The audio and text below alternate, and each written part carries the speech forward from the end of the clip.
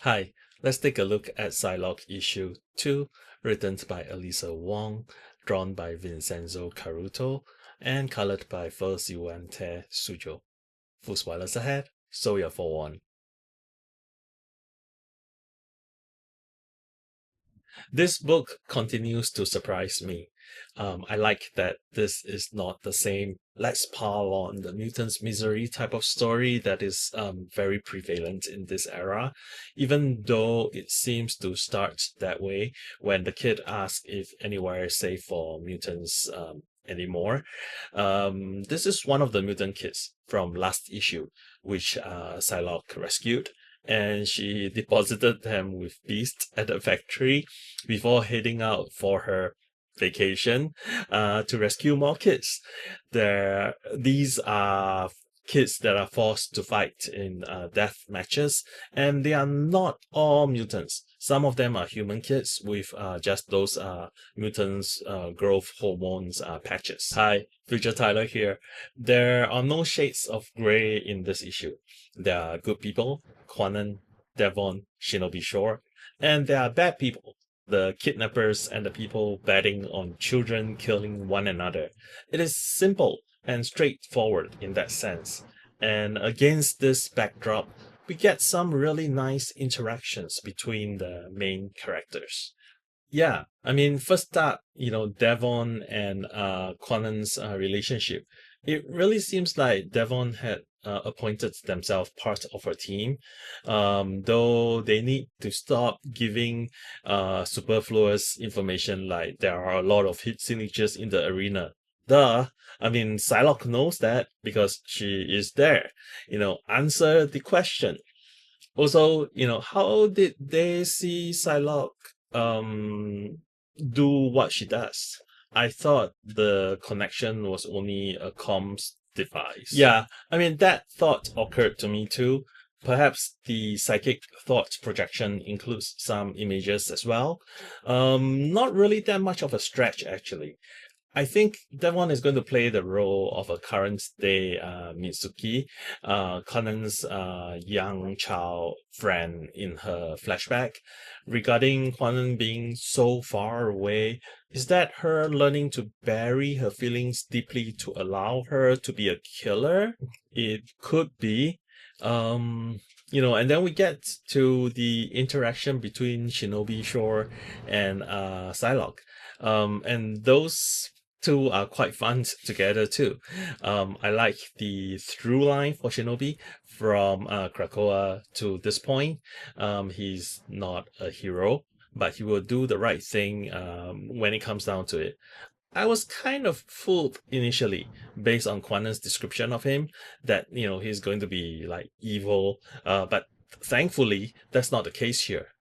Well, sort of yes with the through line. Given that Sebastian Shaw lost his fortunes and was playing Kingpin in a random high security jail somewhere before getting kidnapped by the Sentinels, I'm not sure if this tracks 100%. I mean, we just have to assume that he has his own separate finances, I guess. And yay for him being bi. He was sort of like dating, flirting with Christian Frost on Krakoa. So that tracks. But whole of the shinobi is on Quanon's side bit. I mean, he was the anonymous informant and brought Psylocke to the Cleave Club. Sure, but and Shinobi saying like, these kids are dead when Psylocke was forced to fight them made me kind of smile a little bit because like, come on, she wasn't going to kill them, right? So have a little bit of faith. And that, he uses his powers by making his body intangible before snapping to like super dance to cut a person in half. Oh, that is gnarly. And even worse than Kate's like leaving weapons embedded within some of the people she fought. I also like him like flirting with Psylocke in the midst of the fight, and then at the end he gets stood up with a bill, including a "put up with you" tax of like 28,000. Whoa! But as I was saying, in the penthouse there is the painting of monarch butterflies hanging on his wall, and at the end when Greycrow's arm was pinned to Psylocke's door, there was also the same butterflies. It could be just a motive used given Psylocke's powers signature.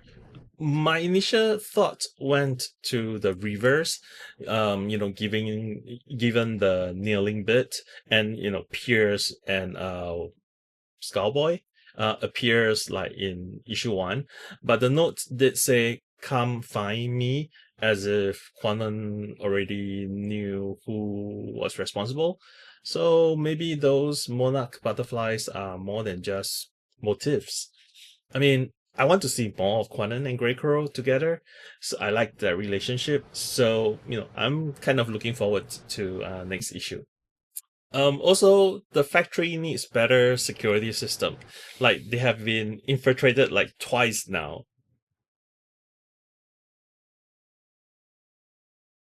The art is just as good, if not better than last issue. But before we even get to like the meat of the issue, I had to do a double take of the drawing of Grey Crow in the credits page. I mean, it looks like Sinister for a minute, and I was thinking, oh no, he's back for some reason. Yeah, I mean, similar to last issue, right? Those are action splash pages / panels showing Psylocke's like ninjas move are really, really lovely. There's one with Psylocke jumping off the top of one building to the next, and then there's one where she's fighting in the ring with like all the kids, and then one where she's just walking away. Like, I love all of them. And Carratù also draws some lovely and varied background details, ranging from exterior like the Manhattan street scene to interior such as Shinobi Penthouse and within the Cleaver Club. Even though the club is called the Cleaver Club, their symbol looks more like a stick knife. Okay, we also get some really nice rich colors in most scenes. The digital effects were used mainly to do lens flare effects in various panels, which I do not really mind, but that rainbow halo thing when Psylocke brought the first group of kids to the factory, I could do without. I mean, it would have been beautiful if it is less obviously a digital effect, but when I look at it, it screams like digital, digital, and it bugs me a little. I do like all the sound effects in this issue though, and there were many of them. There's like this when Psylocke jump off the top of the building, or all the bips and the sound of the door sliding open. They even have sounds that are not that like significant to the story, like how the ping from like Devon's like can opening is heard by Psylocke as she parkour from one building to the next. Overall, I would rate this a 4 out of 5. What really works for me are the characters' voices and their interaction with one another, and paired with really pretty art and colors. I agree. So this is a must buy. If you enjoyed this video, please hit the like and subscribe buttons. Please share this with your friends and leave us a comment. Thanks, and Tyler out.